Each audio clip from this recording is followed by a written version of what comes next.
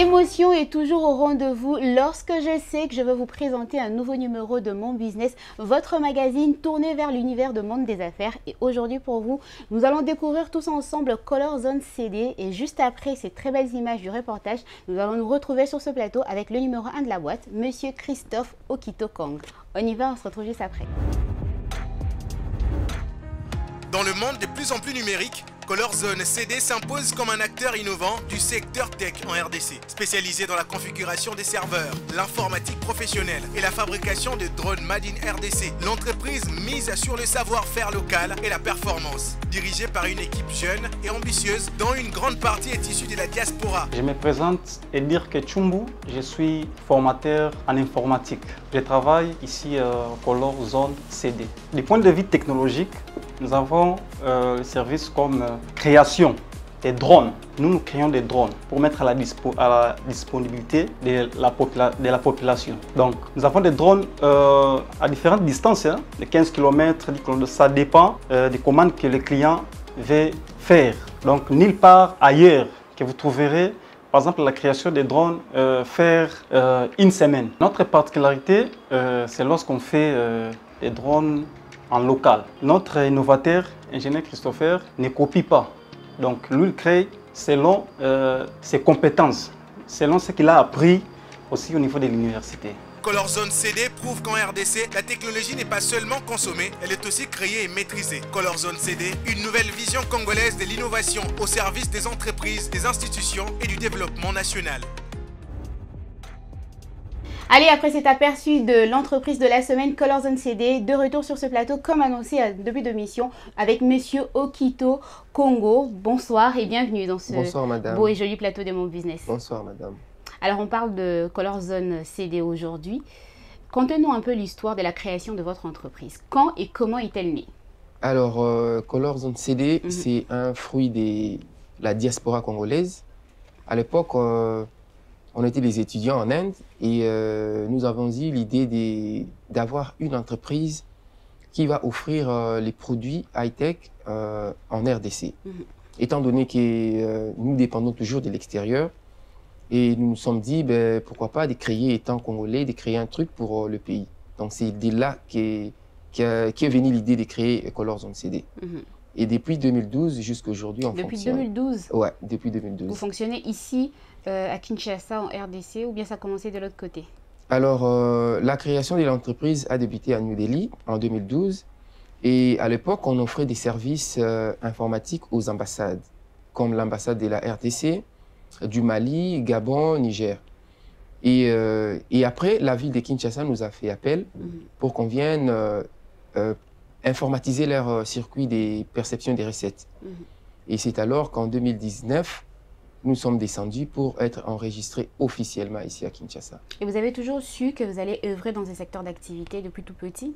Non, mais c'est la formation qu'on a eue en Inde qui a fait de nous des créateurs d'emplois au lieu d'être des salariés en fait. Ok, alors on parle de Color Zone CD. C'est quoi ce que vous offrez comme service et produits au sein de votre entreprise? Alors Color Zone CD offre plusieurs gammes de services et produits en partant de l'IT et création des drones, l'architecture, l'électronique, l'électricité et j'en passe. Ok, donc et voilà. c'est quoi?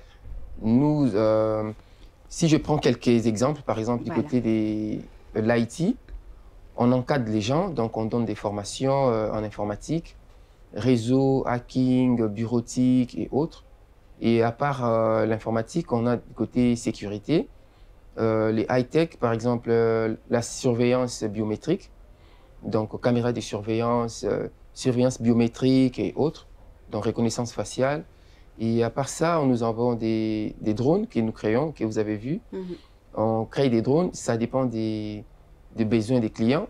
On a des drones pour les surveillances, par exemple des champs et des multimédia et j'en passe. Et on a aussi l'électronique.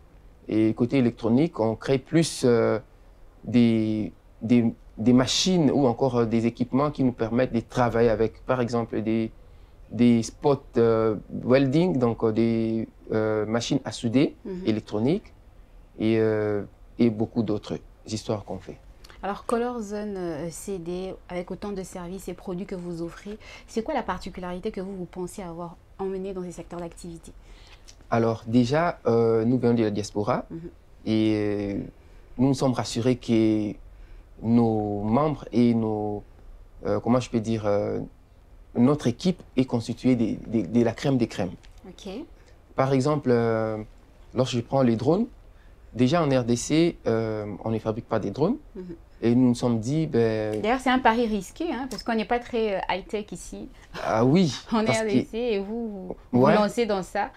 C'est quand même assez osé. Oui, osé, bon, mais quand même, après avoir eu une bonne formation, moi, je ne pense pas que ça sera un pari risqué parce qu'on est déjà dans ça. Okay. On a été formé pour ça.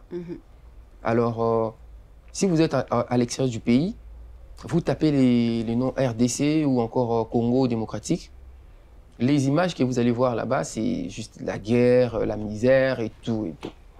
Alors, nous nous sommes dit, pourquoi pas faire quelque chose pour vendre l'image de notre pays. C'est alors que l'idée des drones est venue, pourquoi pas de créer un drone pour filmer nos forêts, nos espaces qui sont jolis, nos sites touristiques et vendre l'image, donc mettre ça sur Internet pour qu'ailleurs les gens voient que la RDC n'est pas ce que les gens pensent. Okay. C'est de là que l'idée est venue. Mais bien avant ça, mon père a travaillé dans les programmes ERS, à l'époque des Mobutu. Et les programmes ERS consistaient à envoyer les satellites congolais, des fusées congolais. Alors, d'une part, j'ai hérité cette technologie à lui pour me permettre de voir un peu plus loin, en fait. Parce que, bon, en réalité, lorsqu'on a fait les études, moi, j'ai fait la mécatronique. Je n'avais pas l'idée que je vais me spécialiser dans des drones. Et c'est avec les projets de mon père, plus les projets de mon pays, pour vendre l'image de mon pays, qui est fait qu'on soit focalisé dans les drones. Mais à part moi, il y a encore d'autres qui ont même gagné les concours des Robotech en Inde. Là, c'est aussi dans mon équipe. Donc, lorsqu'il y a des concours, l'un des nôtres a gagné le concours national de l'Inde en Robotech. Donc, il crée des robots. À part lui, il y a du côté architecture, le design des villes. Donc, ils sont là et on a des gens vraiment calés et qui nous sommes mis en place pour amener quelque chose un peu différent au pays. Lorsque j'ai parlé du pari risqué, je voyais beaucoup plus dans le sens où nous, Congolais, c'est quand même difficile d'aller se procurer un drone fabriqué ici, made in RDC. On est toujours un peu dubitatif pour dire que est-ce que ça va marcher? Oui. Est-ce que ça sera de bonne qualité? Ouais, vous avez raison, parce que déjà les gens n'arrêtez pas de nous dire, voilà, vous ne créez rien en fait, vous montez en fait, vous achetez des drones déjà ailleurs. Justement, comment ça se passe? Est-ce que vous achetez des pièces ailleurs, vous ne faites que rassembler ou alors vous apportez quand même votre touche des particularités? Alors, pour vous dire, les pièces ailleurs, je peux dire oui ou non, parce que les pièces électroniques, oui, parce que même les États-Unis achètent des pièces en Chine. Tout le monde achète quelque chose, ok? Mais nous créons, en commençant par les bodies, donc la forme, on en fabrique avec le bois qu'on trouve ici en RDC. Ah oui, ce sont les bois qu'on appelle l'arbre à pousser. Ça donne des bois un peu légers, mais robustes, en fait, robustes, et il y a des fibres. Et ça répond aux normes de l'aviation, en fait. Parce que pour faire voler un truc, il ne faut pas que ça soit trop lourd et tout. Donc, et puis, il faut que ça soit un peu élastique et tout. Donc, des matériaux particuliers. Voilà, on commence avec ça, dans les matériaux de chez nous. Et après avoir créé la forme que nous voulons, faire des calculs qu'on veut, c'est pas qu'on achète des formes des gens, ok? Et après, on rajoute les pièces électroniques, donc, les composants. Il y a aussi une certaine technologie particulière que vous utilisez. Oui. Il y a la physique, la mathématique et autres. Mais on rajoute des pièces électroniques qu'on achète ailleurs, mais que ça vient de chez nous, parce qu'on utilise notre coltan à nous. Donc voilà. Ah, ok, d'accord. Vous mettez quand même la main à la pâte, vous mais faites quand même avancer. De toutes les façons, ça vient que de chez nous. Ok. Et c'est quoi les difficultés? On s'est dit que monter une entreprise de cette envergure ici dans notre pays, il y a quand même eu des difficultés auxquelles vous avez eu à faire face, ou alors des difficultés que vous continuez à rencontrer aujourd'hui? Alors, c'est le démarrage d'abord. Selon moi, les vraies difficultés qu'on a eues au début, c'est les gens tout autour de nous. Ok. C'est par rapport à l'acceptation de ce que personne vous offrez n'en comme croyait produit. en fait. Okay. Tout le monde disait, mais attendez, ça va pas, il faut faire autre chose, il faut faire... donc, ils donnaient des raisons qui allaient nous décourager. Ça, c'est déjà quelque chose, il faut faire face à ça. Après avoir gagné les paris, donc on a fermé les yeux, on a fermé nos oreilles. C'est quoi ce qui vous a poussé à avancer malgré les dires des autres? C'est quoi cet élément qui vous motivait? Nous nous sommes dit, écoutez, le monde avance, et sauf la RDC. Donc, dans les secteurs de l'IT et high-tech, en tout cas, et l'électronique, on est un peu en retard. Pas parce qu'on n'est pas intelligent, mais parce qu'on a peur de faire quelque chose, en fait. Okay. Donc, on a peur. On a tout sauf rien. Les Congolais sont très intelligents. Il suffit d'aller ailleurs pour comprendre, c'est là, en France, en Europe, aux États-Unis et tout. Mais on a peur de commencer quelque chose. Okay. Parce que la plupart des gens sont découragés parce que les gens tout autour de nous découragent en fait. Okay. Pour dire que ça ne va pas, on achète déjà, les drones existent. Parce qu'il y a les gens qui nous disaient les drones existent déjà. Qu'est-ce que vous voulez créer? Et c'est que nous on disait, si ça existe, mais ça vient d'où?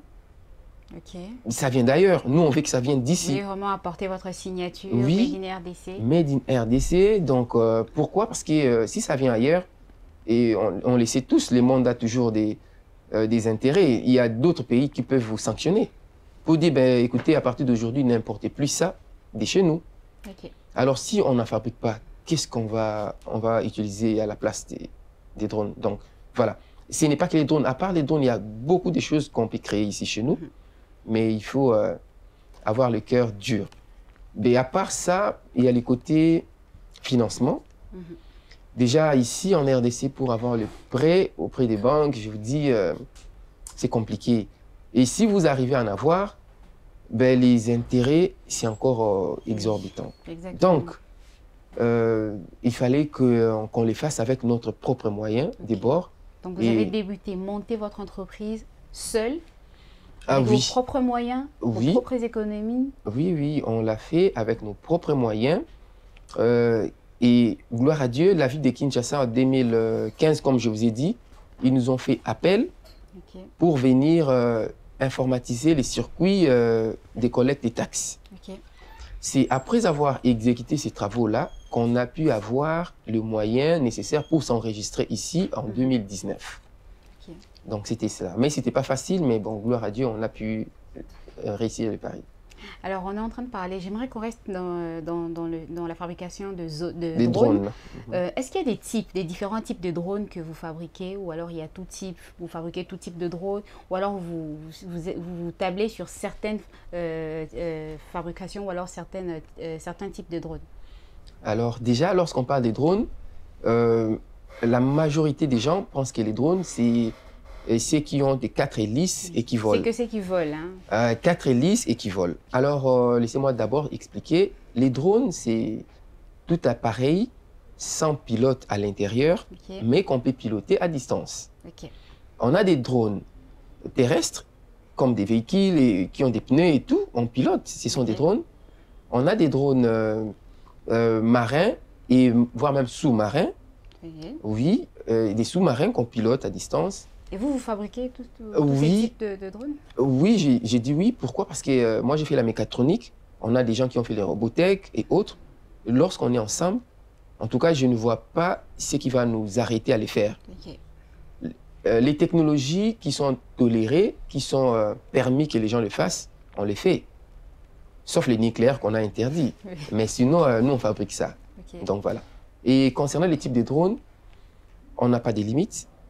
On en fabrique et tout dépend des clients ou les besoins du client. Voilà. Tout dépend de la commande que vous recevez et tout ça. En parlant de la commande, vous ne fabriquez que sous commande, ou alors il y a des prototypes qui restent là à attendre d'être vendus, ou alors à attendre d'être exposés? Alors, concernant les prototypes, on garde les prototypes pour nous, mais la production, pour l'instant, on ne les fait que sur commande. Et sur commande, pourquoi? Parce qu'on doit comprendre d'abord qu'est-ce que le client veut, pour quelle utilisation, et pour aller à combien de distances, combien de kilomètres. Et c'est suite à cela qu'on design les drones selon ses besoins. Donc voilà, tout en prenant compte des normes de notre pays et des régulations. Donc, exactement. Voilà. Est-ce qu'il y a des réglementations à respecter dans ces secteurs d'activité, dans ce domaine? Ah oui, oui, oui, il y en a beaucoup parce que créer un drone, c'est autre chose. Faire voler un drone, c'est encore une autre chose. En fait, une autre chose. Alors, pour la création des drones, on respecte d'abord les normes du pays dans le sens que les clients nous expliquent les besoins. S'il nous dit, je vais par exemple surveiller mes champs, on crée les drones par rapport à la surveillance des champs. Mais aussi, on a besoin de savoir où se trouvent les champs en question pour ne pas travailler hors la loi. Parce que quelqu'un peut venir ici, il achète un drone chez nous, il dit ben, je vais surveiller mes champs ici. Ben, or, là, en réalité, ce n'est pas ça. Il veut utiliser dans d'autres zones pour autre utilité. Alors, nous, lorsqu'on programme les drones, on les limite. Si vous avez dit que c'est pour le Congo central, et vous nous montrez les espaces, on les limite qu'est là-bas. Ailleurs, ça ne va pas fonctionner. Ailleurs, ça ne va même pas monter. Parce qu'on va configurer comme ça et on va verrouiller comme ça. Ouais. D'accord. C'est comme ça que ça se passe et sont là quelques réglementations à respecter dans ces secteurs d'activité. Hormis le côté fonctionnalité, avant de faire voler quelque chose, genre drone, à une longue distance, il faut toujours se référer à l'aviation civile. C'est eux qui nous donnent les licences et les autorisations, et voire même les routes à en prendre. Vous ne pouvez pas vous réveiller comme ça, vous prenez votre drone, vous traversez la ville et tout. Déjà, on a les aéroports comme Ndolo. À part ça, on a des sites stratégiques, des camps et autres. Vous ne pouvez pas survoler juste la ville comme ça. Donc, il faut qu'eux, ils vous donnent l'autorisation et la route à suivre pour dire, ben, pour faire, par exemple, Maluku, la route que nous allons vous donner, c'est prendre ça, ça, ça. Bon, là, c'est à eux de vous donner. Nous, on ne fait que fabriquer et on laisse les autorités vous donner les routes et les réglementations et voire même les heures pour faire voler les drones. Alors, on reste dans la fabrication de drones. Combien de temps cela vous prend-il? Ou alors, ça dépend de chaque type de drone? Oui, ça dépend des types de drones et ça dépend de la grandeur du drone. Oui, parce que si il faut faire un petit truc, ça ne va pas prendre beaucoup de temps que faire un gros truc, vous voyez. Alors, pour cela, donc, ça dépend des types de drones et de la grandeur. Voilà. La programmation, dans le fond, ça prend combien de jours? Non, pour la programmation, on a déjà des fichiers programmés qu'on va juste upload, on va juste télécharger dans les drones. Une fois terminé, on recharge, donc on met les programmes à l'intérieur, puis c'est tout. Et le montage alors? Bon, les montages... En gros, parce qu'il y a différents types, il y a des modèles différents. Les montages, si je parle des gros là qu'on a fait, qui peut transporter par exemple 20 à 30 kilos, bon, les montages de ça, en une journée déjà c'est bon. Si on a toutes les pièces, une journée déjà c'est bon. Pour l'instant, on ne produit pas en masse. Et pour la production des masses, on a besoin de travailler en chaîne en fait. Et c'est les équipements qui nous limitent pour la production des masses. Et jusqu'ici, vous travaillez seul. Est-ce que vous avez une équipe? Si vous avez une équipe, c'est constitué de combien de personnes? Nous sommes au nombre de 15 personnes. Dont des ajusteurs, les designers en 3D, programmeurs et tout. Nous sommes dans des 15. Alors chacun sait ce qu'il faut faire parce qu'ils sont qualifiés, ils ont étudié ça. Donc lorsqu'on a quelque chose, on se départage des tâches. Donc chacun sait déjà que moi, je suis dans ça. Et donc voilà, on est au nombre des 15. Ce qui nous permet d'ailleurs de diminuer les charges des gens, quoi. Donc, on peut pas, une seule personne ne peut pas tout faire en même temps, en fait. Et tous ces employés sont de la diaspora, issus de la diaspora, ou alors il y en a certains que vous avez trouvés ici? Le 15, là, je parle des gens de la diaspora. Mais hormis les 15, on a encore les gens locaux qu'on travaille ensemble avec eux. Par exemple, côté la peinture, il y a des gens locaux qui travaillent ça. Donc voilà, on a déjà, à part les 15 qu'on a, on a au moins 6 personnes de plus qui travaillent avec nous. Alors, concernant vos produits et services, est-ce que vous estimez que c'est ouvert à tout le monde, c'est accessible à tout le monde, ou alors vous avez une clientèle cible? Bon, Est-ce que tout le monde peut se permettre de s'offrir un drone chez vous? non, tout le monde ne peut pas se permettre de s'offrir un drone. Par là, on Pourquoi? sous-entend qu'il y a quand même un certain prix que vous Oui. donnez à vos Non, non, à ce vos n'est pas à créations. cause du prix, mais c'est à cause de l'utilisation. Ok, Qu'est-ce que vous voulez faire avec? ok. Bon, si c'est un jouet, bon, allez-y, on peut faire aussi des jouets parce que bon, pour l'instant, nous, on ne fait pas des jouets en fait. Ok. Désolé pour les enfants, mais on va en faire dans les jours à venir peut-être. Alors, les drones que nous fabriquons, c'est que je dis, c'est par commande. Par exemple, votre chaîne Innov TV a besoin de faire des reportages en direct, live à Maluku par exemple. Ok. On peut vous faire un drone et vous demander les autorisations nécessaires. À partir d'ici, vous lancez les drones et pour faire les reportages. Alors, si tout le monde pourra faire ça, mais je vous dis, le ciel va être bondé des drones quand même. J'imagine. Alors déjà, tout le monde ne peut pas, c'est pas à cause du prix, mais c'est par contre à cause de l'utilisation. Ok. Les prix sont abordables, tout dépend de l'utilisation. Donc voilà. Donc, c'est abordable, hein, parce que moi, je Abordable. pensais que vous avez dit non, vous avez une clientèle cible.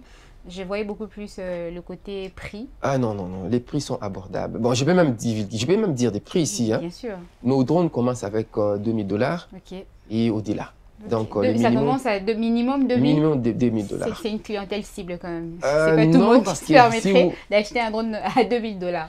Si vous voyez les types de caméras qu'on met, Ok. bon, votre chaîne ne peut pas utiliser des histoires quand même qui ont des low qualités. Donc, il faut vraiment des qualités. Vraiment de Lorsqu'on- high. Oui, high quality. Et puis, lorsqu'on met les drones sur les caméras sur les drones, il faut des stabilisateurs. Ok. Parce que c'est un appareil volant. Alors, lorsqu'on stabilise, il y a tout un tas de choses qu'on met à l'intérieur pour vous donner les images en temps réel, les vidéos transmetteurs et tout là. Et si on calcule, bon voilà, 2000, moi je trouve que c'est le minimum en fait. On imagine que vous avez certainement de projets pour l'avenir, mais évidemment aussi des innovations que vous allez apporter dans votre entreprise ou alors dans ces secteurs d'activité. Est-ce que vous pouvez nous les faire part? Alors, si je peux le dire, nous avons un rêve, mais pour l'instant, on n'a même pas réalisé 1% Ok. de notre rêve, qui est de faire la RDC un pays modèle en fait, en Afrique et pourquoi pas dans le monde. Lorsqu'on parle de la RDC, qu'on voit aussi la technologie. Étant donné que la matière première, la majorité sort de la RDC pour faire le high-tech, moi je pense qu'il est temps maintenant pour que nous aussi, la RDC, on puisse s'imposer pour faire face aux réalités du monde et donner des services et des innovations au monde. Donc, nous avons des projets, par exemple, on a, à part les drones volants qu'on fait là, on a des projets comme les drones marins et les drones sous-marins. Là aussi, on en a. On a des projets comme les mini-barrages. Là, d'ailleurs, c'est opérationnel. On crée aussi des mini-barrages hydroélectriques qu'on planifie dans les jours à venir. On va mettre dans nos provinces pour donner l'électricité parce qu'on n'a pas du courant ici en RDC. Bon, là où il y en a, mais dans la majorité, voilà, dans la majorité des cas, surtout on peut dire même peut-être 50% de la RDC n'est pas bien électrifiée. Donc voilà, on compte créer des mini-barrages pour donner l'électricité dans les pays. Nous travaillons sur le projet recyclage des plastiques et on les transforme en carburant, essence et tout. Là, on va aussi vous donner des vidéos. Et pour finir, les projets qui fera plus de boom, c'est le projet hydrogène. Ok. Ça consiste à quoi? Voilà, on va commencer à alimenter les véhicules avec de l'eau. Ah, on a hâte de voir ça en tout cas. Ouais, on a déjà les prototypes, mais on ne peut pas les commercialiser parce que c'est la partie sécuritaire qui compte. Parce que l'hydrogène est très brutal, ça explose à tout moment. C'est la partie de la sécurité là qu'on est en train de travailler, mais sinon les moteurs déjà tournent. Okay. Donc voilà. Alors j'aimerais qu'on revienne un tout petit peu sur le côté acceptation, parce que vous avez dit en tout début d'émission que vous avez eu du mal à vous faire accepter dès les débuts, les gens vous décourageaient. Qu'est-ce que vous avez fait pour en arriver là aujourd'hui? C'est-à-dire, est-ce que vous avez vulgarisé, vous avez martelé, vous avez essayé de faire comprendre aux gens l'utilité ou alors la qualité de ce que vous offrez comme produits et services? Oui, pour que les gens acceptent le produit en RDC, et étant donné que les produits-là existent déjà dans le monde, il fallait qu'on apporte quelque chose de nouveau. Par exemple, notre bois là, que je vous ai dit, lorsque les gens comparent notre drone ou nos drones avec les drones des autres pays, ils comprennent que, ben voilà, les nôtres, ça peut être gros, mais ça pèse moins. Okay. Donc, ça pèse moins. Et les pièces, ça ne se casse pas si facilement. Et les pièces pour changer ça, ça ne coûte pas cher. Parce que ce sont des bois qu'on peut trouver ici facilement à Kinshasa. Okay. Donc, voilà un peu la partie là qui a pu attirer plus l'attention des gens. Mais aussi, lorsqu'ils ont vu que ça vole, bon, ils nous ont découragés, mais ils voient que ça vole. C'est vraiment fait avec les produits locaux. Cette fierté-là a fait assez que les gens changent du côté négatif au côté positif. Okay. Et comment entrer en contact avec Color Zone CD? Pour une personne qui nous suit, qui aimerait entrer en contact avec vous. Alors, Color Zone CD, il suffit de taper ça sur Google, Color Zone CD. Vous allez voir d'abord notre salle de formation, parce qu'on donne aussi des formations. Nos contacts, les emails et tout. Mais à part cela, il y a aussi les réseaux sociaux. On a Color Zone CD. Et les numéros et tout, vous allez en trouver. Tout est affiché là-bas. Tout est affiché. Et aussi pour ces personnes qui aimeraient faire partie de cette grande famille qui est Color Zone, en termes de formation, ils peuvent aussi entrer en contact avec vous directement. Okay. Ou si vous voulez que je communique le numéro, je peux aussi donner. Notre numéro, c'est +10 43 89 200 44 44. Donc 243 89 200 44 44. Merci, voilà. Monsieur Okito. C'était un plaisir pour nous de vous recevoir sur ce plateau. Est-ce que vous avez quelque chose, un message comme ça à rajouter à la fin de cette interview? Alors, les messages que j'ai à rajouter à la fin, c'est juste pour encourager la jeunesse. Parce que, bon, je peux dire que je suis à la limite entre la jeunesse et le vieux. Alors, si vous avez un rêve, si vous avez des projets, surtout, pour les réaliser, il faut commencer par fermer vos oreilles et vos yeux. Faites ce que vous avez à faire, n'ayez peur de personne et de rien. Là où vous allez arriver, c'est à vous d'en juger s'il faut continuer ou pas. Et moi, je pense que si quelqu'un a un rêve et il les met en pratique, il a la qualité nécessaire, il n'échouera jamais. Exactement. Merci beaucoup. Merci à vous, Monsieur Okito. C'était un plaisir pour nous de vous recevoir sur notre plateau de Mon Business. On espère que ce moment était agréable pour vous. Merci beaucoup. Et merci à vous, chers téléspectateurs. Vous l'aurez donc compris, c'est la fin de l'interview, mais ce n'est pas la fin de l'émission, car nous allons nous retrouver dans un instant avec Samuel Moutoni pour le compte de sa rubrique 1+.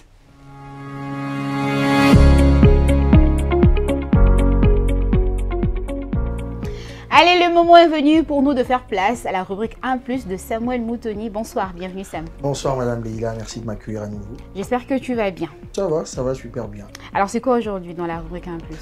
Aujourd'hui dans 1+, nous parlerons du piège du trop professionnel. Du piège du trop professionnel. En quoi est-ce que c'est dérangeant d'être trop professionnel pour un entrepreneur? Vous savez, beaucoup d'entrepreneurs, surtout ceux qui débutent, ou ceux qui sortent des parcours académiques ou institutionnels, pensent que pour être crédible, il faut coûte que coûte paraître corporate, c'est-à-dire voilà, identité visuelle très raffinée, discours très structuré, voire même rigide, beaucoup de professionnalisme dans la chose. Alors que quand je parle du trop professionnel, c'est le fait de vouloir tellement paraître parfait qu'on oublie d'être proche. Or dans le business, c'est la confiance qui engendre les ventes. Parce que vous êtes incapable de vous faire comprendre par les personnes que vous pensez vendre quelque chose. Vous ne vendez pas, vous êtes professionnel. Donc vous pouvez être bon. Mais pour vendre, il faut que le client comprenne que vous êtes bon. Et quand il y a la confiance, les ventes suivent. Est-ce qu'il y a des conséquences directes liées à ces concepts? Premièrement, vous devenez illisible quand vous avez un vocabulaire très technique. Vous êtes très aigu dans votre storytelling, vous usez des termes trop techniques, les gens ne comprennent pas ce que vous dites. Les clients ont besoin de la chaleur, de ce côté chaleureux. Voilà, quand le client est confus, il ne passe pas à l'achat. C'est bien d'être un expert, de comprendre le sillage de votre secteur, user des termes techniques, mais le plus important, dans ce que vous dites, il faut que le client comprenne pour qu'il passe à l'action. Deuxièmement, vous cassez ce que vous venez de dire, cette relation humaine. Le client n'achète pas seulement un produit ou un service, c'est une expérience et une relation de confiance. Quand vous êtes trop incompréhensible, trop flou dans votre vocabulaire, vous n'inspirez pas confiance. Vous impressionnez certes, mais vous n'inspirez pas confiance. Donc il faut que le client vous comprenne avant de passer à l'acte. Est-ce que c'est pas un peu risqué d'être simple, trop simple? C'est possible d'être professionnel et simple, non? On peut être sérieux. C'est ce que je dis. C'est cet équilibre-là, au fait, qui vous évite le piège du trop professionnel. Vous pouvez être professionnel tout en étant équilibré. Être professionnel, c'est être cohérent, être strict et surtout être capable de donner ce que vous promettez. Je donne un exemple clair. Un avocat qui vous dit que, voilà, je vous aide à sortir des situations complexes sans stress, et c'est lui qui vous dit qu'il fournit des aides juridiques pluridisciplinaires à haute valeur ajoutée. Qui vous choisissez? C'est celui que vous comprenez le plus. Or, celui qui a usé des termes techniques prouve qu'il sait quelque chose de son travail, mais parce qu'il n'a pas été compris, c'est impossible que vous le choisissiez. Donc, c'est un peu ça. Vous pouvez être professionnel, mais toujours faire un effort de garder ses côtés humains, car ce sont les humains qui passeront à l'achat. Alors, on finit avec quelques conseils pratiques. Voilà, il y a un monsieur qui a dit, si ce que vous faites ou ce que vous vendez, vous n'arrivez pas à le faire comprendre à votre grand-mère, ça ne vaut pas la peine, le prospect ne va pas écouter. Donc, il faut vraiment être capable de faire expliquer ce que vous faites tout en gardant l'originalité. Soyez très professionnel dans votre organisation, dans votre service client, mais restez humain dans votre communication. Merci Samuel. Ça a été un honneur. Et merci à vous, chers téléspectateurs. Vous l'aurez donc compris, c'est la fin de ce numéro de Mon Business. Le rendez-vous, c'est pris pour très prochainement. En attendant, portez-vous bien et très bonne suite de programme sur Innov TV.